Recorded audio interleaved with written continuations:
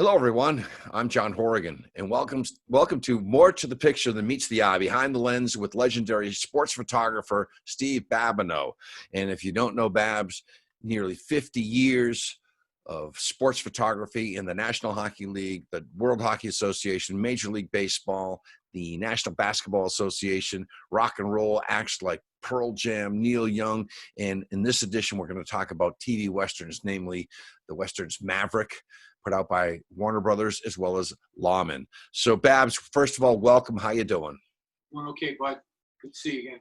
Good seeing you. So, you said before that your favorite guy was James Garner of these TV Westerns out of Warner Brothers, and now we're going to focus on the TV show Maverick, and just talk about that for a moment in terms of, I know that you got to correspond with Garner to sign that magic photo, the 7 signatories, right? Like the Easter Rebellion, right? Unbelievable moment. Maverick came out in 57 through 62. So, clearly for me, I remember I would have been 5, 6 years old at that time. And I remember my dad always watched this show. He was I think fascinated with the show when it was on TV, and it was always, I remember the theme song just in my mind, in my head.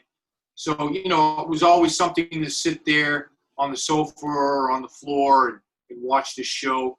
It was a lot about playing cards, and I remember, my dad's, my mom's sister's husband would always come down, and my dad would always be playing cards, and they ended up teaching me how to play this game. I can't remember what it was called, but cards were involved in it, so I was playing cards.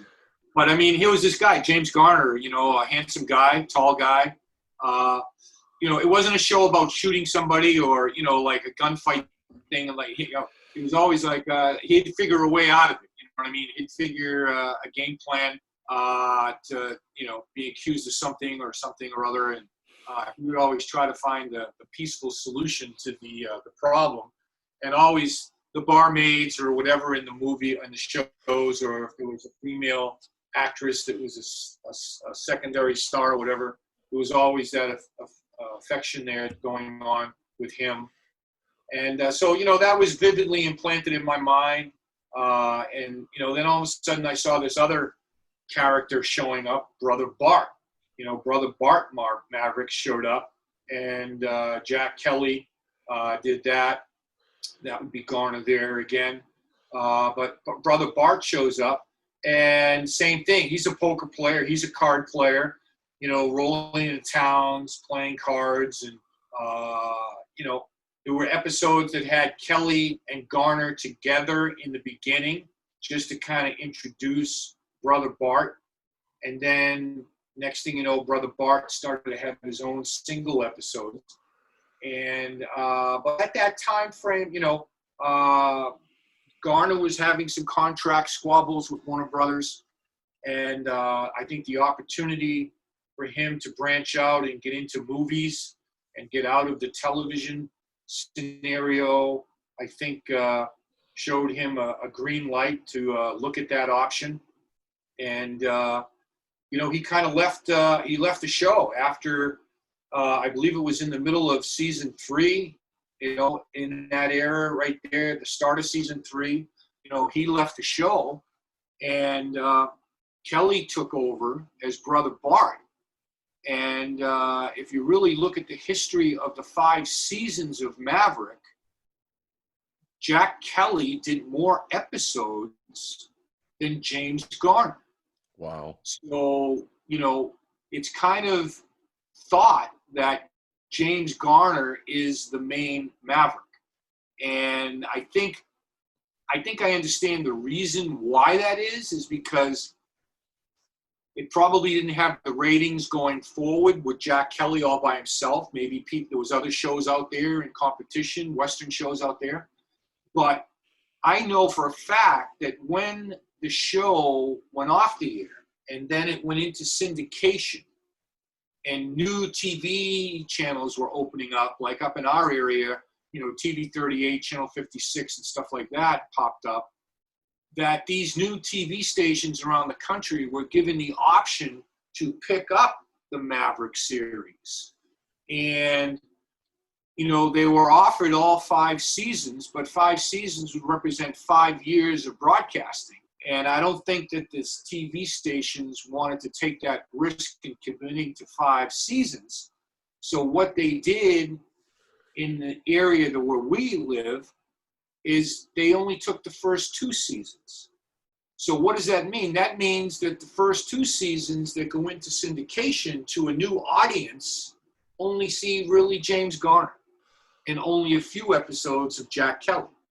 Okay, and they never see Jack Kelly dominating in season 3, and then literally, sharing that with Roger Moore, who became Cousin Bo for 15 episodes, like in season 4, and then basically taking over again Jack Kelly in season 5.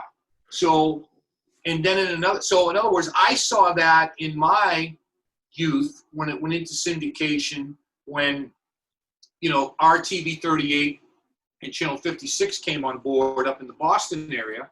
I started seeing those reruns on TV then, and then when I get married and I have kids, I'm seeing it again in syndication, being picked up by another channel, okay, and seeing the first 2 seasons again.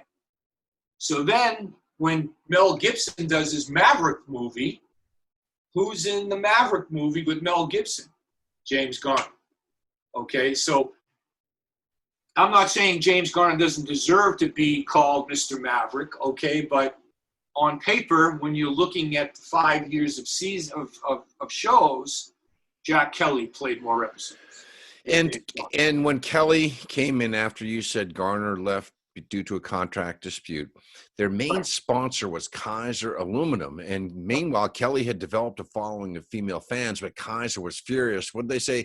I paid for red apples and I get green apples, and they left the show, and it cost them a fortune. It cost Warner Brothers a fortune. Yeah, I mean, sponsors put the money up, and you got to go if the money's there. You see what I'm saying? But Kelly has female following, still does to this day. I know that there's people out there that have Facebook page. Has one particular group has a Facebook page just dedicated to Jack Kelly. He was a good-looking guy. He ended up becoming the mayor, I think, after he got out of the film and movie. Well, he didn't really do too many movies, but got off the air. He became the mayor, I think, of Huntington Beach area, somewhere up in that area in California.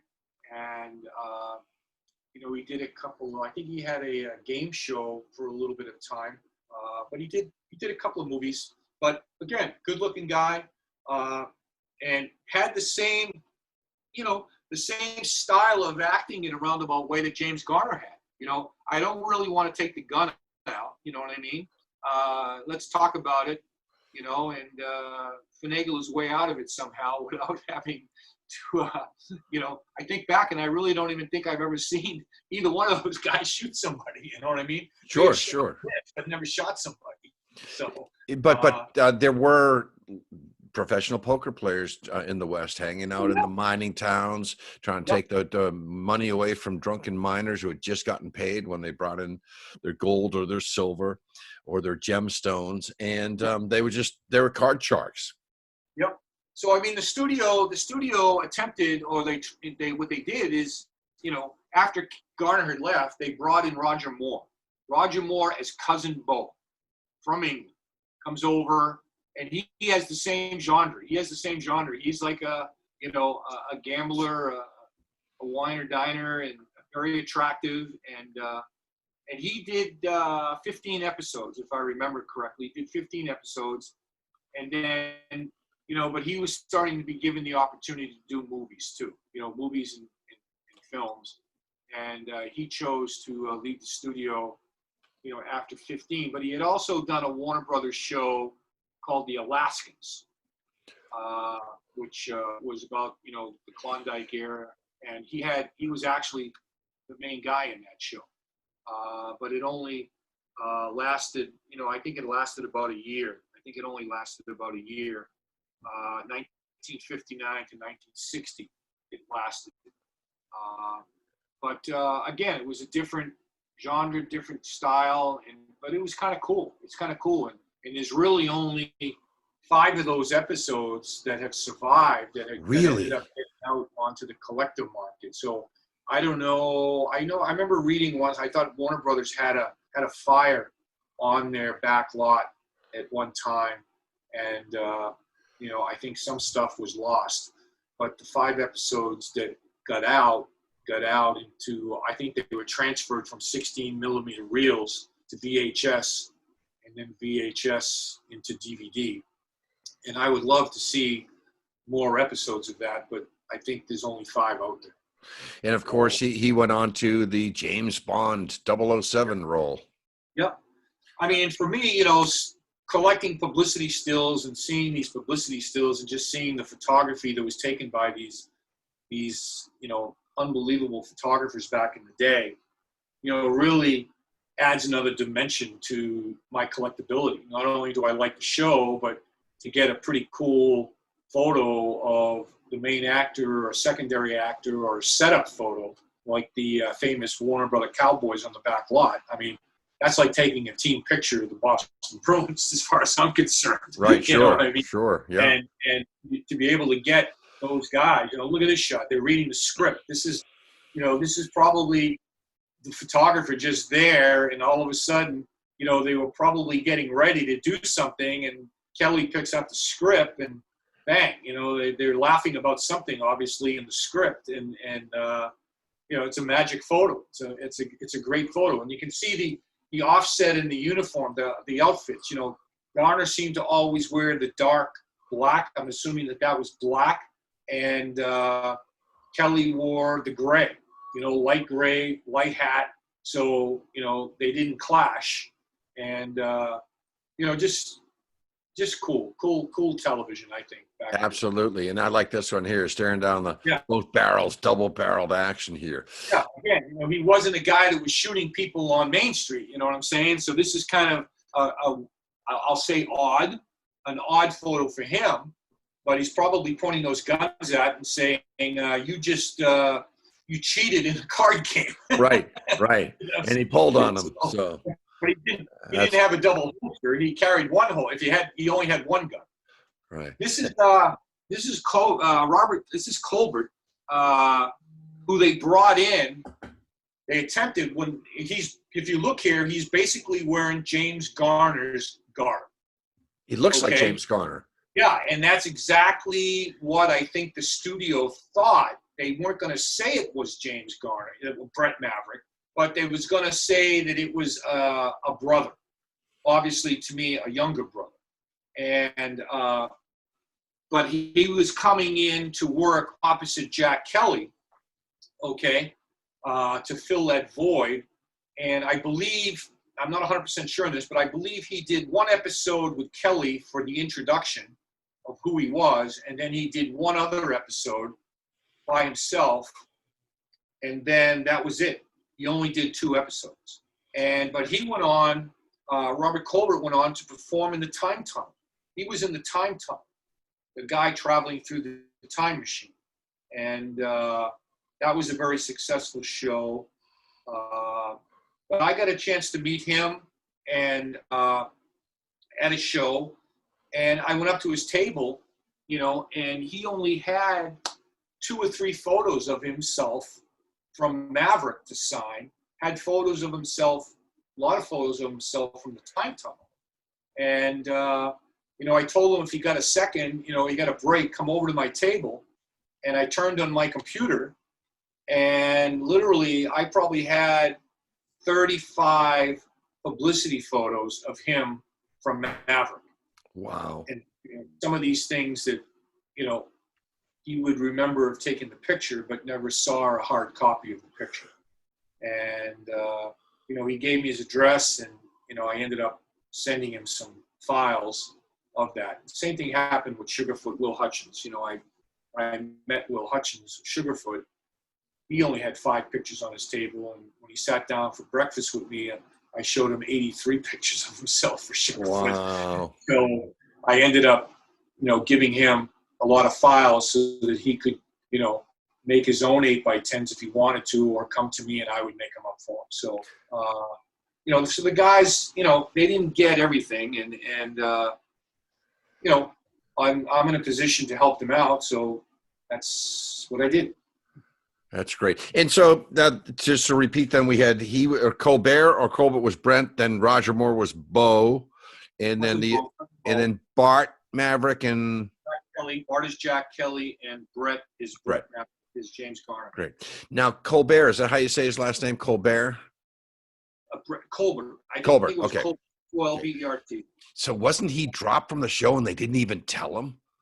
Yeah, it was a situation where they just never brought him back. I mean, whether however you came into the studio, if you were needed, I guess he just never came back. And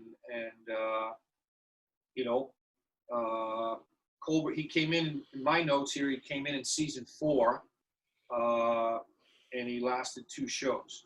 And Roger Moore was in season 3, which would have been in that time frame, when Garner had left, and he had done 15 episodes. But there's a lot of publicity stills out there that would have been taken in that season 3. So Colbert must have been at the studio, and there was maybe some thought, but there are photos of the 3 of them as publicity shots. So I think that Moore kind of threw the curveball to them when season 4 started, when he left, and I think they were trying to probably encompass all 3 of these guys into that season 4, where, maybe each one of them would have had a whole show to themselves, and then they would have maybe combined a couple of them together like they did with Garner and Kelly in those early ones. But, like I said, Moore left to get into the movie business. Sure. And Colbert eventually went on to appear in Bonanza. Yeah, there's that photo right there where all 3 of them are together. So you figure that if the studio is doing a photo like that, you see what I'm saying? And what they've got there is you've got Moore and Kelly that are now the established actors in the show, and Colbert is the new kid on the block in the middle pointing guns at them. So it's like, okay, they're gonna introduce me to this Maverick scene, and I'm fitting in here, guys, and here's my guns to prove it. And Colbert looks just like Garner. Yeah, whether he was going to be the tough guy of the Mavericks with the guns, I don't know. But there's this publicity still. I've got a publicity still of them sitting in director's chairs. I've got another color shot of them where they're, the next, whatever they had to set up on the studio lot, they were doing something else off to the side. And then there is a publicity still where all 3 of them are shooting their guns, pointing and shooting their guns, bent down behind a wagon. And so, I think that Warner Brothers had a game plan to incorporate all 3 of them, in season 4 when it was going to come out, because season 3 was Kelly and Moore. In season 4, Colbert came in and Moore left. So it was, Kelly kind of took over. And I believe when it got to that scenario, I think if I read correctly, they started to rerun some of the Garner episodes. Correct.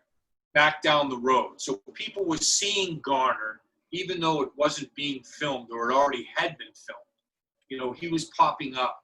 So, if season 4 did get on television in some locations, you were still seeing the James Garner. But I believe that the start of the show didn't have James Garner as the main player. It had Jack Kelly as the main player, in the intro. So, interesting, sad in a roundabout way, but, interesting how, it did last 5 seasons and basically 124 episodes. And, I read something the other day that Sean Connery was offered the job as Bo Maverick and didn't take it. So Sean Connery, the actor, was offered the job, didn't take it, and Moore got it. Another Bond guy. Yeah, So you know, one of my favorite show. You know, I'll say that I have to believe that to me, you know, a lot of publicity stills out there. I have quite a few of them, and you know, a lot of joking in that show, in that series. You know, fun stuff. Great secondary actors.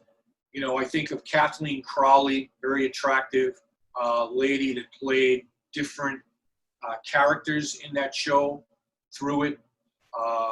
Ruta Lee was in that show. Ruta Lee was in that show too. I met Ruta Lee at one of the Western Film Festivals. You know, Leo Connie Gordon. Stevens.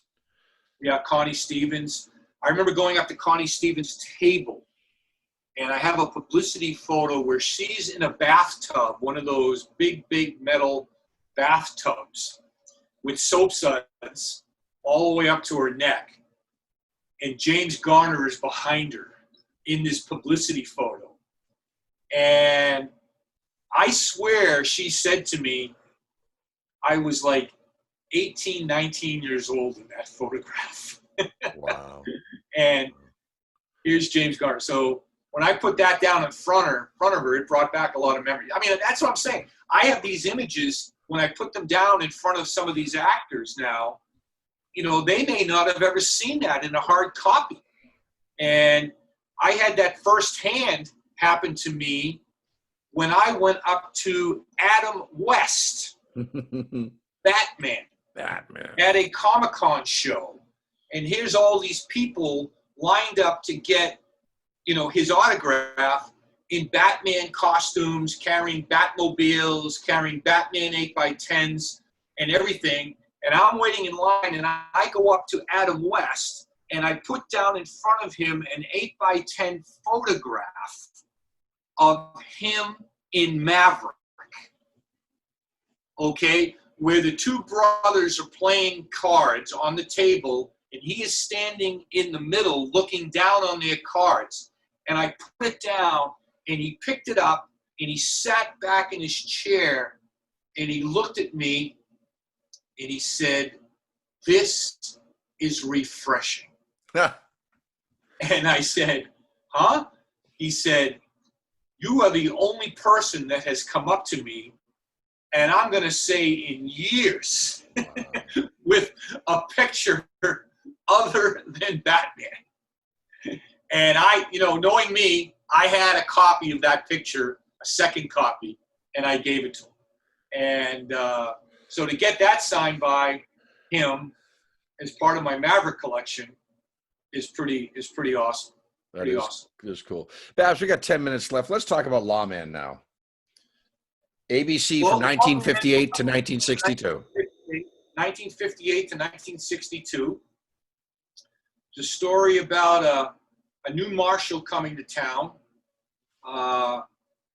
And John Russell was the marshal. In Wyoming, Laramie, Wyoming Territory, 1879, 1880 is the setting. Yep. And let me just get my change notes here. Dan Troop was his name as the marshal. And in the first episode, he runs into Peter Brown, this character by the name of Johnny McKay, riding into town, who he ends up making him his deputy. And, you know, gives him a job and, you know, tells him. And, you know, Russell is a pretty stern marshal. Peter Brown's a little more relaxed. But in Peggy Castle. Peggy Castle becomes the barmaid that I think it never really comes out in the show, but, you know, there is some vibes there between John Russell and Peggy Castle, but she's very attractive. And, you know, she has a lot of key parts in the show.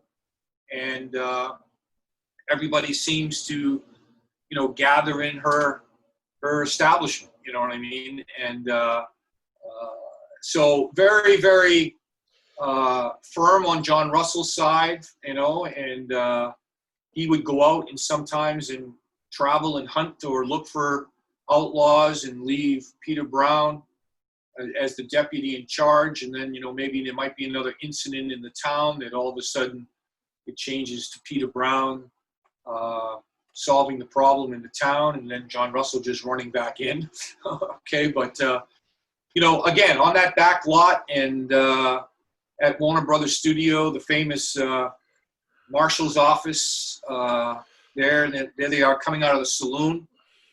You know, I remember seeing television commercials advertising Camel cigarettes back in the day that would have Reynolds Tobacco. Yeah, having you know, John Russell and Peter Brown sitting on the back lot, you know, taking a break, and you know, there would be ads in the back of magazines, Life magazines, or in Life magazines, Post magazine, that you would see, you know, these guys. You know, that was the big thing, promoting cigarette smoking back in the day with various television stars. So, but that's that saloon there that I actually got to push those doors open and walk through when I was on the tour of the back lot. And pretty cool moment, you know, right there for sure. So Dan Troop and Johnny McKay, that's what Russell and Brown portrayed. And then here again is back to Peggy Castle. Yep, Peggy Castle in the bar with John Russell, Dan Troop, and you know, I mean, there would be guys coming into her establishment that were outlaws, you know what I mean, and troublemakers, and or con men. And it wasn't about playing poker like in Maverick. You know, it would be coming in for a good time, or, you know, a herd that might be out on the prairie there, and the crew's coming in, and you know, and John Russell, Dan Troop would be the guy that would have to keep law and order in the town, and Peggy Castle was the, you know, princess, I guess is what I'll say. Right. So. And you know that I always thought that, yes, in terms of the westerns, they always have bad guy comes into town, good guy eventually takes him out and goes away with the pretty girl. But Yep. There's a lot of realism in terms of saloon scenes that you see men gambling, smoking, yelling, a piano player, and just the dirty, sandy roads, buildings built out of wood. So I will salute Hollywood in regard to replicating the vibe of the 1870s and 1880s. Yeah, that back lot at Warner Brothers Studios was just unbelievable.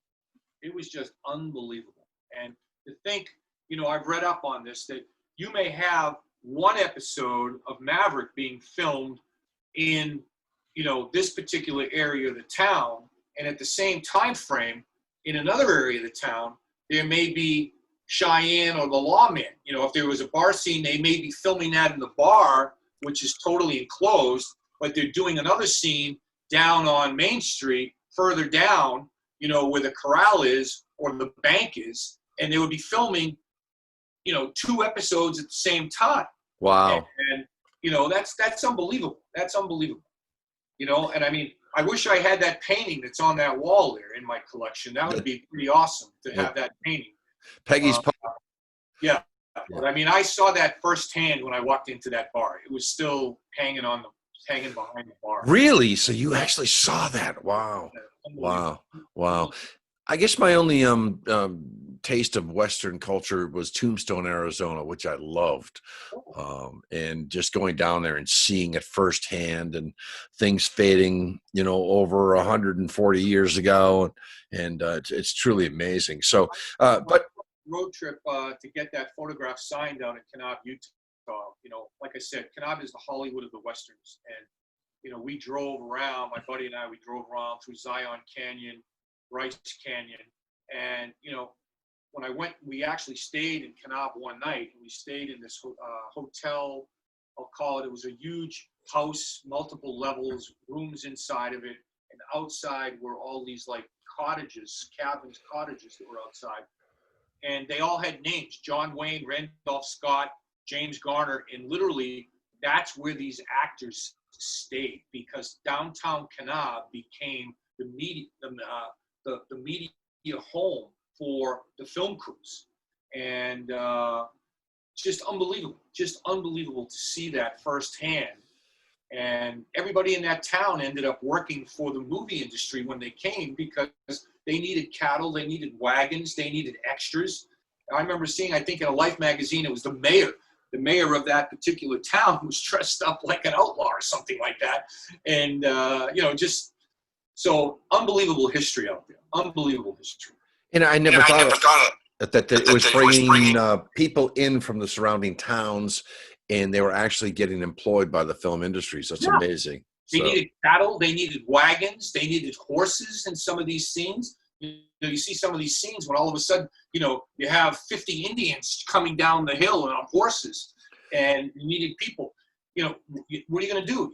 You're looking for extras that could ride and that they could be painted up to look like Indians. You see what I'm saying? So somebody would be hired as an extra, you know, or this guy had, you know, 25 horses available, you know, and they were employed. They were brought in. So it was great money-making opportunity when they would come to Canal, you know. So that's why it's kind of deemed as the Hollywood of the Westerns. Huh, never knew that. Well, Babs, we've reached the conclusion of one more episode of More to the Picture That Meets the Eye.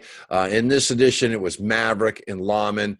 Babs, thanks so much for sharing all this. A great deal. It makes me now want to go to YouTube and just go look at some of these old Westerns, because, as you know, I'm a great a Death Valley Days guy, but some of these are awesome. So thanks so much, Steve Babineau. Good talking to you. Thanks, buddy. All the best. See ya. Bye-bye.